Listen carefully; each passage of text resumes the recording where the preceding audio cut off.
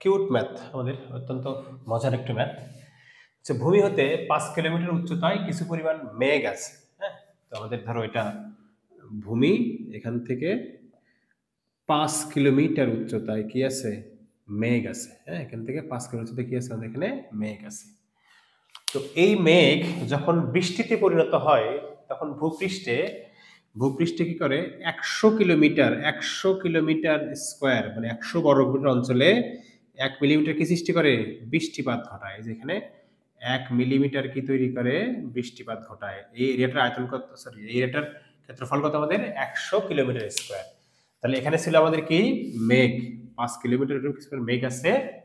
এই মেঘটা যখন বৃষ্টিতে পরিণত হয়, নিচের মধ্যে বৃষ্টি হয়ে যায়, তখন এই মেঘটা কি করে, 100 কিলোমিটার স্কোয়ার বা 100 বর্গ কিলোমিটার অঞ্চলে 1 মিলিমিটার বৃষ্টিপাত ঘটায়। এখন বলছে এই বৃষ্টির পানিকে যদি আমরা আবার মেঘে পরিণত করতে চাই তাহলে কৃত কাজ কত। আজব একটা ম্যাথ, তাই না? আসলে দেখি আমরা আজকে পানিকে মেঘ বানানোর চেষ্টা করবো। হ্যাঁ, মেঘ থেকে পানি, হ্যাঁ, বা পানি থেকে আমরা মেঘ বানাবো। তাহলে 5 কিলোমিটার উপরে মেঘ, এই মেঘটাকে যদি নিচে নামায় পানি হবে, এই পানিকে যদি উপরে নিয়ে তাহলে কি হবে, মেঘ হবে। তাহলে পানি যখন হলো, এখন এটাকে মেঘ বানাবো। তাহলে মেঘ বানানোর উপায় কি, আবার এই পানিটাকে 5 কিলোমিটার উপরে নিয়ে যেতে হবে। তাহলে পানিটাকে যদি আমরা কোলে করে তুলে সোজা 5 কিলোমিটার উপরে নিয়ে আসি তাহলে কি হয়ে যাবে, পানি হয়ে যাবে। ঠিক আছে, তাহলে যখন এখানে ছিল তখন মেঘ, এসে নামলে পানি। এই পানিকেই যদি আমরা মেঘ বানাতে করতে হবে, আমরা কোনো একটা কিছু তুলে এটাকে সোজা উপরে তুলে নিয়ে আসতে হবে। ঠিক আছে, তাহলে আমরা যখন কোনো বস্তুকে তুলে যখন উপরের দিকে নিয়ে যাই তখন কোন বল দ্বারা কাজ করতে হয়, অভিকর্ষ বল, বা অভিকর্ষ বলের কি করতে, বিপক্ষে কাজ করতে। তাহলে এই পানিকে যখন আমরা মেঘে পরিণত করব তাহলে কাজটা করতে হবে কি, অভিকর্ষ বলের বিপক্ষে। তাহলে অভিকর্ষ বলের বিপক্ষে এজেন্ট দ্বারা কাজ করতে হবে। তাহলে এজেন্ট দ্বারা কৃত কাজের ফর্মুলা আমরা জানি কি, mg। সহজ হিসাব। তাহলে এইচ তো 5 কিলোমিটার দেওয়া আছে। এখন প্রশ্ন এখানে এম মান কত, অর্থাৎ এই পানিটুকুর ভর কত। তো খেয়াল করো, পানি কিন্তু আমাদের এখানে হাইট দেওয়া আছে প্লাস পানির এরিয়াটা দেওয়া আছে। তাহলে হাইট আর এরিয়া গুণ করলে কি পাওয়া যায়, আমাদের আয়তন পাওয়া যায়, পানির ঘনত্ব আমরা জানি। তো এম সমান আমরা কি জানি, ভি রো। ঠিক আছে, এম সমান কি জানি, ভি রো। ভি মানে কি, এরিয়া ইনটু লেন্থ, জি এই সেই তো এরিয়া হলো এটা 100 কিলোমিটার স্কোয়ার এবং তার লেন্থ হাইটটা কত, 1 মিলিমিটার। তাহলে এরিয়া দেওয়া আছে কত, 100 কিলোমিটার। কিলোমিটারকে স্কোয়ারকে মিটার স্কোয়ার করতে গেলে 10⁻⁶ দ্বারা গুণ করতে হবে। ওই বৃষ্টির হাইট দেওয়া আছে 1 মিলিমিটার, 10⁻³ রো এর মান তো আমরা জানি, পানির ঘনত্ব 1000, জি এর মান কত, 9.8। আর কত কিলোমিটার নিয়ে যাবো আমরা, 5 কিলোমিটার উপরে আমরা নিয়ে যাবো। ঠিক আছে, তাহলে গুণ করলে যেটা দাঁড়ায়, এখানে 5 গুণন এর গুণ করলে পাওয়া যাবে 49। এখানে পাওয়ার 3, 3 আর 3 6, 6 3 6 9, 9 3 12, হ্যাঁ 11, 10⁻11 এত জুল।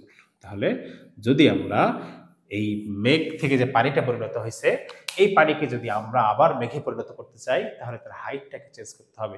এখান থেকে যদি আমরা আবার 5 কিলোমিটার উপরে নিয়ে যাই তাহলে পানিটা আবার মেঘে পরিণত হবে। আশা করছি বুঝতে পারছো তোমরা সবাই।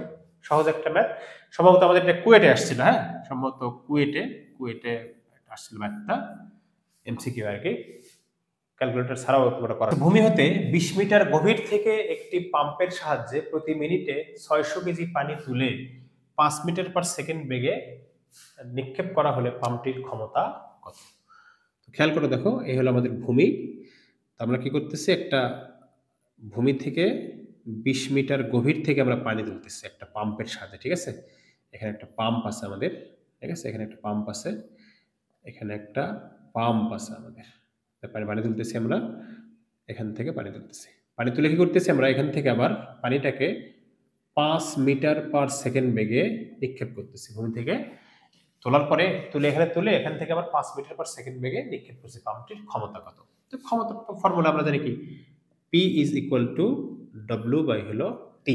ওকে, তো এখানে খেয়াল করো, এখানে কাজ কয়টা, এখানে কাজ কিন্তু দুইটা। আমরা দেখো, এই যে 20 মিটার গভীর থেকে পানিটাকে আমরা তুলতেছি ভূমিতে, তারপর আবার ভূমি থেকে 5 মিটার পার সেকেন্ড বেগে আমরা কি করতেছি, নিক্ষেপ করতেছি। ঠিক আছে, এই অঙ্কটা আমাদের কুয়েটে আসছিল, আমার সালটা এই মুহূর্তে খেয়াল নাই, এই অঙ্কটা আমাদের কুয়েটে আসছিল। হ্যাঁ,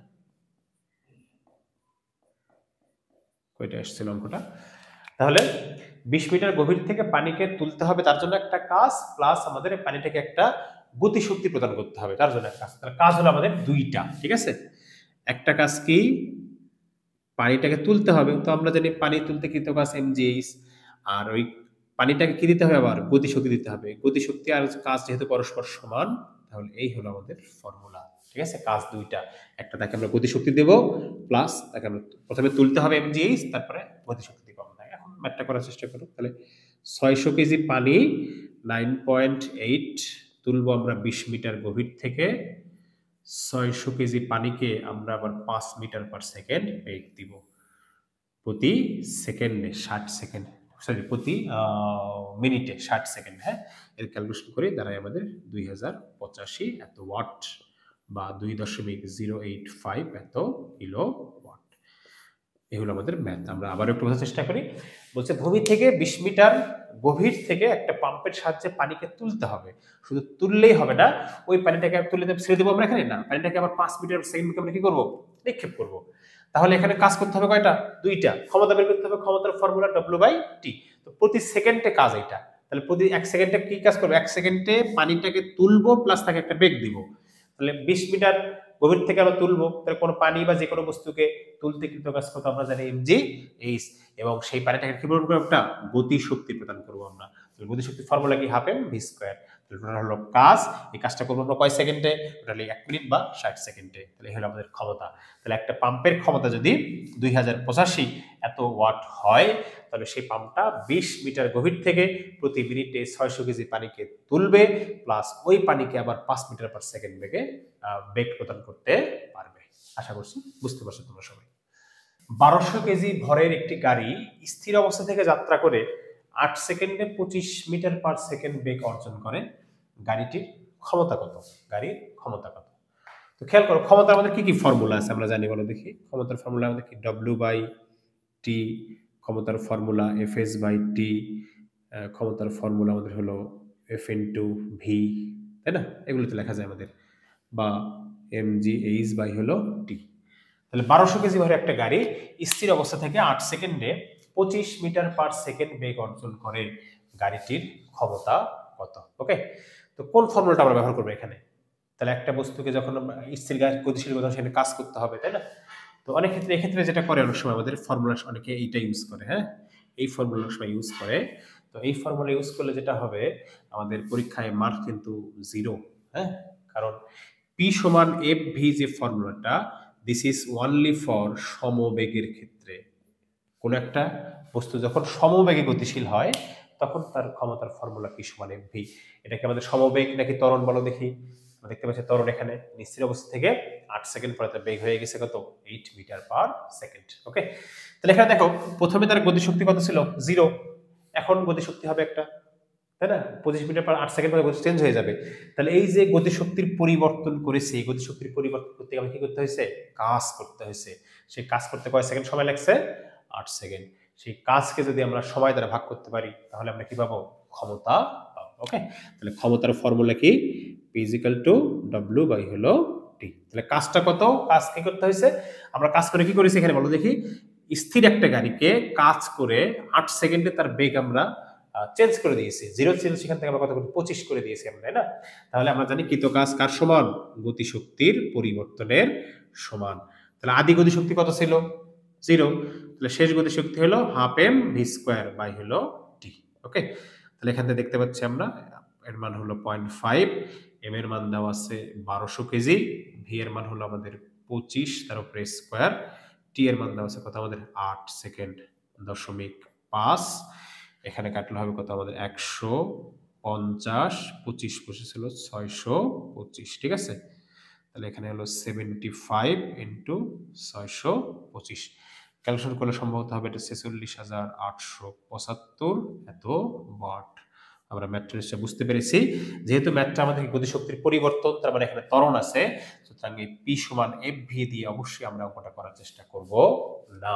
ওকে, তাহলে কি দিয়ে করলাম আমরা, যেহেতু বস্তুটার স্থির অবস্থা থেকে গতিপ্রাপ্ত হয়েছে, তার মানে গতিশক্তির পরিবর্তন হয়েছে, তো আমরা এর উপর যে কাজ করেছি, কাজ করে আমরা গতিশক্তির পরিবর্তন করেছি। কয় সেকেন্ড কাজ করেছি আমরা, 8 সেকেন্ড।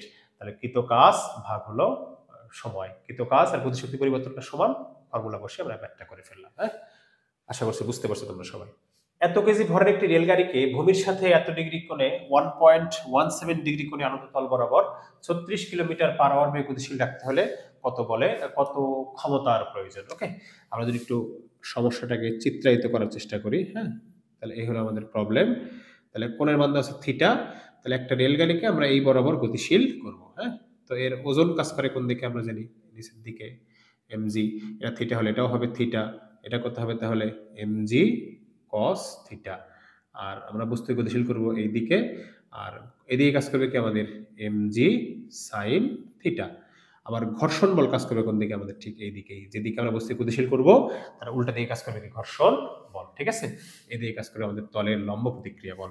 তো এখানে বলছে এই বস্তুটাকে আমরা 36 কিলোমিটার পার আওয়ার বেগ, মানে এখানে সমবেগ তো অবশ্যই, তাহলে সমবেগে গতিশীল করতে হলে আমরা জানি বস্তুর উপর লব্ধি বলের পরিমাণ কত হতে হয়, 0 হতে হয়।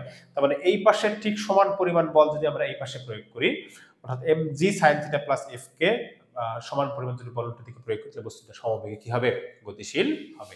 তাহলে এখানে চাইছে কি আমাদের ক্ষমতা। আমরা জানি সমবেগে যখন কোনো বস্তু গতিশীল করতে হয় তখন তার ক্ষমতার ফর্মুলা w সমান লেখা যায় হলো f v, w সমান লেখা যায় f v। এখন f মানে কত খেয়াল করো, f মানে আমরা দেখতেই পাচ্ছি আমাদের কত বল প্রয়োগ করতে হবে, আমাদের এই ট্রেনটাকে বাধা দেবে কে mg sin থিটা প্লাস হলো f কে। ঠিক এই সমপরিমাণ বল যদি আমরা প্রয়োগ করি তাহলে বস্তুটা কি হবে, সমবেগে সামনের দিকে আগাতে থাকবে। ওকে, তাহলে খেয়াল করো এখন আমরা মানগুলো যদি বসাই, ঘর্ষণ বলের মান কত দেওয়া আছে, এখানে বলছে 10 টু দি পাওয়ার 4 কেজি এর জন্য 10 নিউটন। হ্যাঁ, তাহলে আমাদের বের করতে হবে কত, গাড়ির ভর কত দেওয়া আছে 10 টু দি পাওয়ার 6 কেজি, এটার জন্য আমাদের ভর বের করতে হবে। ওকে, তাহলে দেখো তো আমরা যদি হিসাব করি 10 টু দি পাওয়ার 4 কেজির জন্য হলো 10 নিউটন, তাহলে 1 কেজির জন্য কত হবে 10 ভাগ 10 টু দি পাওয়ার 4 এত নিউটন, তাহলে হতে 10 টু দি পাওয়ার 6 কেজির জন্য কত হবে 10 ইন্টু 10 টু দি পাওয়ার 6 ভাগ 10 টু দি পাওয়ার 4 আসবে এখানে 10 টু দি পাওয়ার 3 এত নিউটন। ওকে, মানটা বসাও।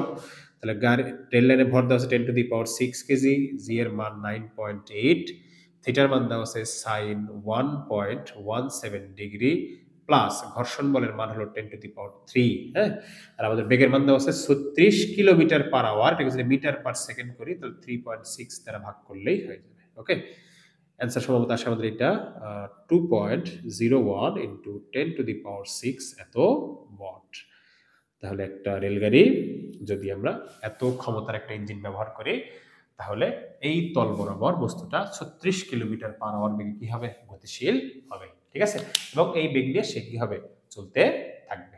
এই অঙ্কটা আমাদের বুয়েটে এসেছিল সম্ভবত, বুয়েটে সম্ভবত আমাদের 2004 সালের দিকে এসেছিল, আমাদের অনেক আগের একটা প্রবলেম। ঠিক আছে, ক্লিয়ার সবাই? 3 কেজি ভরের একটি বস্তুর উপর বল প্রয়োগ করে সরণ ঘটানো হলো, যে সরণের সমীকরণ দেওয়া আছে x সমান 3t minus 4t square plus t cube. হ্যাঁ, তো বলছে t is equal two 0 second সময় থেকে t is equal two 4 second সময়ে বস্তুর উপর কৃত কাজ কত।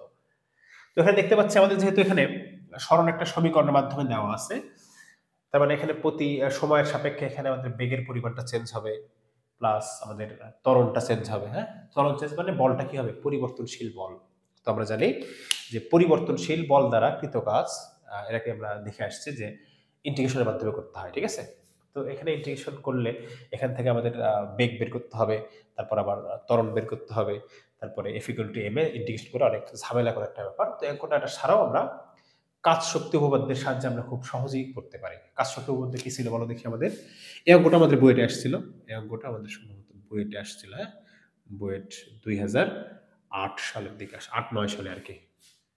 ওকে, তো খেয়াল করো আমাদের এখানে, তো প্রথমে এখানে কৃত কাজ আমরা বলেছিলাম কাজ শক্তি উপপাদ্য দিয়ে করব। তাহলে কৃত কাজ কার সমান, কৃত কাজ গতিশক্তির পরিবর্তনের সমান, কৃত কাজ গতিশক্তির পরিবর্তনের সমান।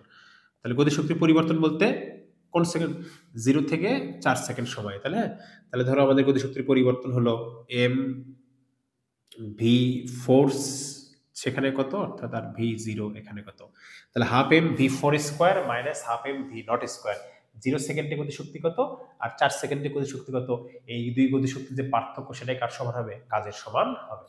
এখন এখান থেকে আমাদের কি লাগবে, সমীকরণটা যদি আমরা রেখে দেই আমাদের ভি লাগবে। তাহলে এখানে সরণের সমীকরণ দেওয়া আছে, সরণ থেকে ভি বা বেগ পাওয়ার উপায় কি বলো দেখি। হ্যাঁ, সরণের সমীকরণ দেওয়া আছে আমাদের x is equal two 3t minus 4t square plus হলো টি কিউব। তাহলে এখান থেকে যদি আমরা ভি বের করতে চাই, ভি মানে হলো সময়ের সাপেক্ষে এটার অন্তরীকরণ করতে হবে। সে সময় কি লেখা যায় বলো দেখি। এটা আসবে 3 মাইনাস 8t প্লাস হলো 3t স্কোয়ার। হ্যাঁ, টি প্লাস হলো 3t স্কোয়ার। তাহলে এখন দেখো এই মানে আমরা এখানে টি এর মান যদি 0 বসাই, টি এর মান যখন 0 বসাবো তখন ভি এর মান কত, 0 বসে 0 হয়ে যাবে, তখন ভি এর মান হলো 3। টি এর মান যদি আমরা 4 বসাই তখন ভি এর মান কত, তখন ভি এর মান হবে হলো আমাদের এখানে 3 মাইনাস এত প্লাস হলো 3 ইনটু 4 এর উপরে স্কয়ার, 3 মাইনাস 3 আসতে 24, সরি 4 আসতে হলো 32 প্লাস 48, এখানে আমার থাকলো 19। ওকে, জাস্ট মানটা বসায় দেবো। তাহলে বস্তুর ভর ছিল কয় কেজি, 3 কেজি। এখানে v4 এর মান হলো 4 সেকেন্ড সময় বেগের মান 19, আর 0 সেকেন্ড সময় বেগের মান ছিল কত আমাদের 3। এটাকে যদি আমরা ক্যালকুলেট করি অ্যান্সার আসবে 528 জুল। আমরা এই অঙ্কটা কিন্তু ইন্টিগ্রেশনের মাধ্যমেও করতে পারি, তবে অঙ্কের কলেবর সেক্ষেত্রে অনেক বড় হয়ে যাবে, সাইজটা কি হয়ে যাবে অনেকখানি বড় হয়ে যাবে, এবং যেটা সময় সাপেক্ষ প্লাস আমাদের যেহেতু অ্যাডমিশনের অঙ্ক সময়টা একটু বেশি লাগবে, এবং ওই জন্য ওটা না করাই ভালো। ঠিক আছে, তাহলে আমরা দুইটা বের করতে হবে, একটা ইন্টিগ্রেশন করে কি করতে হবে আমাদের এখান থেকে খেয়াল করো x দেওয়া আছে, তাহলে x থেকে প্রথমে বের করতে হবে v সমান আমরা কি জানি dx dt, এখান থেকে বের করতে হবে আবার a, তার মানে কি dv dt বের করতে হবে। তারপরে এই যে dw সমান আমরা লিখবো যে f ইনটু হলো dx, তারপরে এখানে বসাতে হবে f এর পরিবর্তে হলো m a ইনটু dx, এই বিশাল ঝামেলা। হ্যাঁ, তো এই যে a dx এইভাবে আমাদের ইন্টিগ্রেশন করে কাজ করতে হবে, তো যেটা একটু সময় সাপেক্ষ, যেহেতু এইভাবে করা যাচ্ছে আমরা এইভাবে অঙ্কটা করার চেষ্টা করব।